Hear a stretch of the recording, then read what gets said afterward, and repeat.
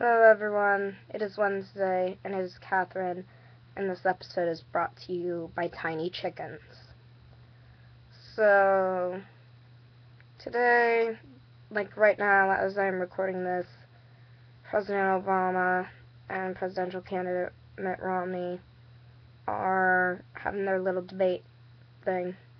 I'm not watching it because I'm too tired to get anything out of it, unfortunately, or else I would be watching it.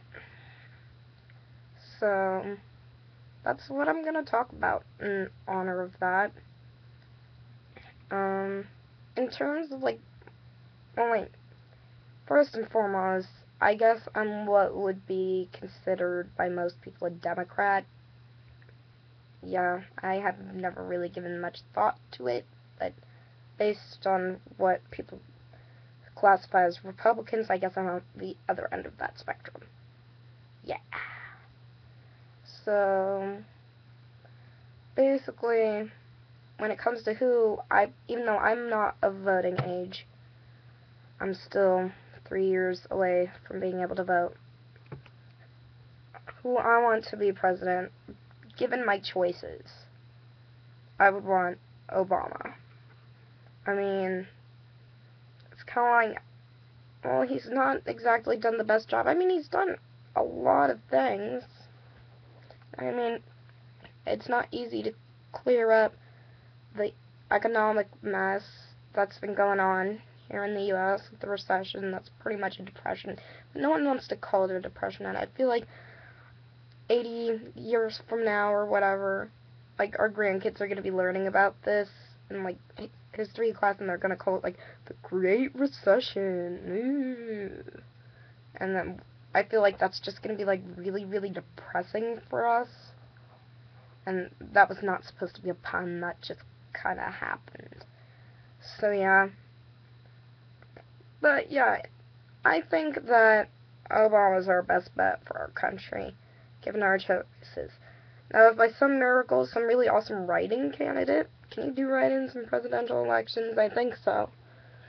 So, yeah, if some really awesome write-in candidate comes and, he's better at it than Obama, then yeah, sure, go write-in candidate. But until then, Obama. And when it comes to the statewide election for governor, and that's really all I'm going to get into with that, there are two main candidates for governor in my state. There is Mike Pence, who is a Republican, and then there's John Gregg, who is a Democrat. Now, our current governor is Mitch Daniels, and his term was limited this year, which means he cannot run anymore. Now, I was talking to my dad about this before I came up here to do this, and what my dad basically told me was he's known John Gregg for like 30 years, and they're friends and all that jazz. And according to my dad, while he doesn't agree with all of John Gregg's policies, he's closer to him than he is to Mike Pence. Now, how my dad described it was, politics is kind of like a road. You can drive on the left of the road, you can drive on the right of the road, you can drive on the center line, but Mike Pence is like so far right off the road. He's like way, did I do that right? Did I do that right? He's like way over here, going in the ditch almost off the cliff. So yeah, those are our choices for governor. Yeah. And I'm sorry this vlog, well, it should have substance and a lot of stuff in it. I'm too tired to really go into it. I might go into a little more when we get closer to election time.